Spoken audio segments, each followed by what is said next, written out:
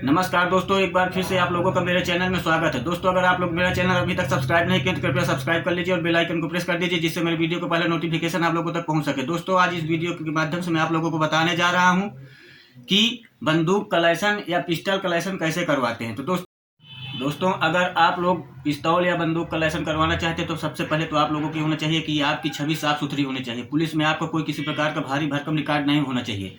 अगर आप कोई किसी प्रकार का क्राइम किए हैं तो आप लोगों का बिल्कुल लाइसेंस नहीं होगा और वो रद्द हो जाएगा। तो अगर आप लोगों की छवि साफ सुथरी हो तभी आप लाइसेंस के लिए अप्लाई कर सकते हैं। और दोस्तों, इसके लिए ज़रूरी है कि एज जो है आपकी 21 साल की होनी चाहिए, क्योंकि आप लोग चोर बदमाश होते हैं उनके पास जो लाइसेंस होता है वो ऐसे ही होता है। उन लोगों को लाइसेंस से कोई मतलब नहीं है, अपना फर्जी लिए हैं, जहाँ जा रहे हैं मार कूट कर रहे हैं। तो आप लोगों के लिए इसके लिए नहीं, आप लोगों को दिया जाता है सिर्फ डिफेंस के लिए।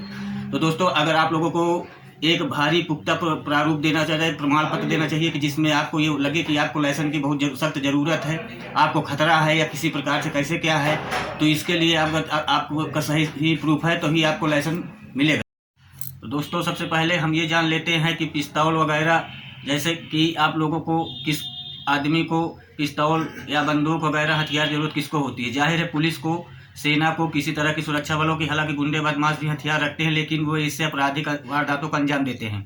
क्या आम नागरिक को भी हथियार रखने की ज़रूरत होती है? बिल्कुल होती है। अगर उन्हें जान का खतरा हो या फिर सेल्फ डिफेंस यानी आत्मरक्षा के लिए उन्हें पिस्तौल या राइफल की वगैरह की ज़रूरत पड़ती है। लेकिन दोस्तों, ये जो गन होती है कोई जनरल सामान तो है नहीं, किसको गए और दुकान से खरीद के लिया करके घर पे रख लिए, ऐसा तो होना नहीं है। इसके लिए बहुत सारी प्रक्रिया होती हैं, जिसका क्रम स्टेप बाय स्टेप जाना पड़ता है। और वो जब तक पूरे कार्य आप पूरे नहीं होंगे, जब तक आपके प्रशासन को ये संतुष्टि नहीं हो जाएगी कि आप गन के लायक हैं, तब तक आपको वो गन के लाइसेंस नहीं मिलेगा।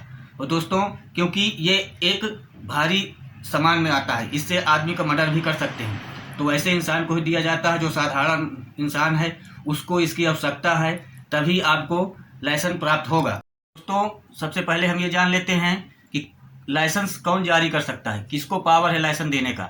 जो बंदूक या पिस्टल या तो राइफल किसी का प्रकार का आप लाइसेंस लेना चाहते हैं तो किसको अधिकार दिया गया है कि आपको वो लाइसेंस मिल जाए, जो लाइसेंसी मानी जाए। लाइसेंस जारी करने का अधिकार राज्य सरकारों के गृह विभाग मंत्रालय को दी गई है। अलग अलग राज्य में डीएम यानी जिला अधिकारी, जिला कलेक्टर, कमिश्नर या इस रैंक के अन्य अधिकारियों को लाइसेंस जारी करते हैं। लेकिन इसमें पुलिस, थाना और लोकल एडमिनिस्ट्रेशन का भी रोल होता है। इसलिए आपको एक तय फॉर्मेट में आवेदन करना होगा। आपको बताना होता है किस तरह का हथियार चाहिए, पिस्तौल, रिवाल्वर जैसे छोटे हथियार या राइफल, दो नाली जैसे बड़ी बंदूक है। तो किस प्रकार का आपको चाहिए, लाइसेंस चाहिए कि पिस्टल चाहिए कि राइफल चाहिए, उसका पूरा एक ब्यौरा उसमें कापी में लिखना पड़ता है। जो फॉर्म आता है उसमें डालना पड़ता है, क्योंकि आप अगर नहीं डालेंगे तो क्या मालूम कि आपको तोप देना है कि बंदूक देना है कि बम देना है कि गन देना है। तो जिस चीज़ का लिखना है उसका आपको लाइसेंस लेना है, उसका आपको लिखना है। तो दोस्तों, अब हम ये जान लेते हैं कि हमको लाइसेंस लेने के लिए कौन कौन से डॉक्यूमेंट की ज़रूरत पड़ेगी। मतलब डॉक्यूमेंट का मतलब कि जैसे पैन कार्ड है, आधार कार्ड, बैंकों में खाता खुलवाने के लिए लगता है, तो लाइसेंस के लिए कौन कौन से डॉक्यूमेंट चाहिए। तो दोस्तों, इसे आप गौर से सुनिएगा क्या क्या लगता है। दोस्तों, पहचान पत्र के तौर पर एड्रेस प्रूफ लगता है, मेडिकल सर्टिफिकेट लगता है कि आप पागल तो नहीं है, कोई किसी प्रकार के आप शारीरिक रूप से, मानसिक रूप से बीमार तो नहीं हैं। आयु प्रमाण पत्र चाहिए जो कि 21 वर्ष होना चाहिए। चरित्र प्रमाण पत्र होना चाहिए जो कि बिल्कुल सही होना चाहिए। चरित्र प्रमाण पत्र की आपका कोई किसी प्रकार का चरित्र गड़बड़ है तो उसमें लाइसेंस आपका रद्द कर दिया जाएगा।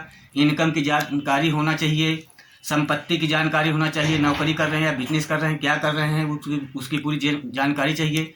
किसी भी प्रकार की देनदारी न हो, कहीं से आप किसी से कर्ज न लिए हो, किसी प्रकार के भारी भरकम कर्ज लिए हैं, लाइसेंस करवा करके कोई किसी प्रकार डरवा धमका करके कोई किसी प्रकार की बात आए तो उसे आप गोली मार देते, इसके लिए लाइसेंस नहीं दिया जाता। लाइसेंस आत्मरक्षा के लिए दिया जाता है। तो दोस्तों, आप बंदूक कब खरीद सकते हैं, राइफल हो या बंदूक है, पिस्टल कब खरीद सकते हैं? तो जब आपको लाइसेंस मिल जाए तभी आप हथियार खरीद सकते हैं। अगर आपको लाइसेंस मिल गया है तो आप वही हथियार खरीद सकते हैं जिसके लिए आप अप्लाई किए हैं। अगर आप गन के लिए अप्लाई किए हैं तो गन खरीद सकते हैं, पिस्टल के लिए तो पिस्टल, राइफल के लिए तो राइफल। जिस चीज़ का आपको लाइसेंस मिला वही चीज़ खरीदेंगे, दूसरी चीज़ नहीं खरीद सकते हैं। और ये एक रजिस्टर्ड दुकान से खरीदा जा सकता है।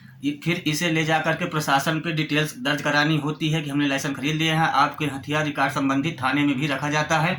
वह रजिस्ट्रेशन के बाद अपने साथ पिस्तौल, राइफल वगैरह आप रख सकते हैं। और जब भी कभी कहा चुनाव आएगा, कोई किसी प्रकार की कोई भारी भरकम कोई माहौल गड़बड़ हो रहा है तो ये लाइसेंस आपका जमा भी होगा। और दोस्तों, आप बंदूक या राइफल या पिस्टल कुछ भी खरीद लिए, चलिए वो तो खरीद लिए हैं, अब इसमें वो तो एक खोखा है, बिना गोली के काम करेगी नहीं, इसके लिए आपको गोली भी खरीदनी पड़ेगी।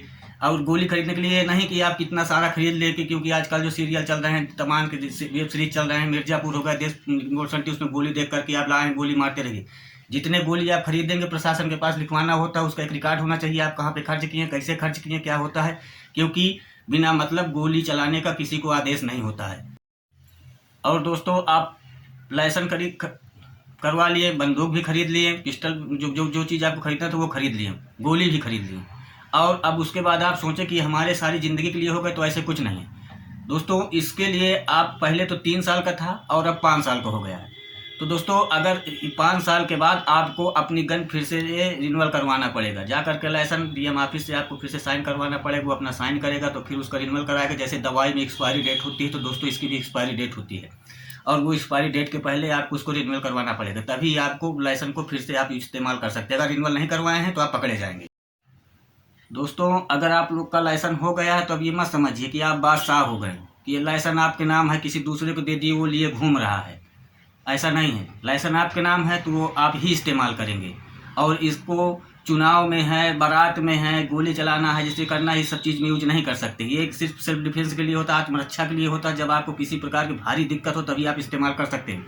किसी शादी समारोह, चुनाव जीत वगैरह के लिए हर समय फायरिंग की हर्ष उल्लास हो रहा है, घर में फंक्शन हो रहा है, चलो गोलीबारी करो, तो ये चीज़ नहीं होना चाहिए। तो दोस्तों, लाइसेंस देने के समय जो उसमें का रूल और नियम होता है, अगर आप उसे तोड़ेंगे तो लाइसेंस आपका रद्द कर दिया जाएगा, हथियार सरेंडर करा लिया जाएगा। लाइसेंसी हथियार से आप किसी दूसरे को जान का खतरा डालने पर कानून प्रावधानों के तहत जेल या मोटा जुर्माना या फिर दोनों सजा हो सकती है। इस पर निर्भर करता है कि आप सेक्शन के तहत केस दर्ज किया गया है। आईपीसी की धारा 307 के तहत जानलेवा हमले का केस बनता है, जिसमें 10 साल तक की कैद हो सकती है। दोस्तों, अगर आपका लाइसेंस हो गया है और आप किसी को जा कर के गोली मार देती, मत समझिए कि हमारे पास तो लाइसेंस है, हम चाहे जिसे मारें। तो अगर आप ऐसे करेंगे तो आपको पूरा का पूरा चार्ज लग जाएगा और आपको जेल हो जाएगी, और आपका लाइसेंस निरस्त कर दिया जाएगा, बंदूक सब कोटे में जमा हो जाएगी, और कभी आप लाइफ में दोबारा पाएंगे नहीं। तो अगर आपका लाइसेंस हो गया तो उसका सही से इस्तेमाल करिए। जब कभी कोई काम पड़े आप लोगों को, कोई किसी प्रकार की रात में बदमाश आ गए हैं, डाकू आ गए हैं, किसी दूसरे घर में हमला हो रहा है, कोई ऐसी प्रॉब्लम आ गई है, तभी आप निकाल सकते हैं। पुलिस को सूचना दे करके वो तब इस्तेमाल करिए, आपका ताकि लाइसेंस सेफ रहे और सुरक्षित रहे।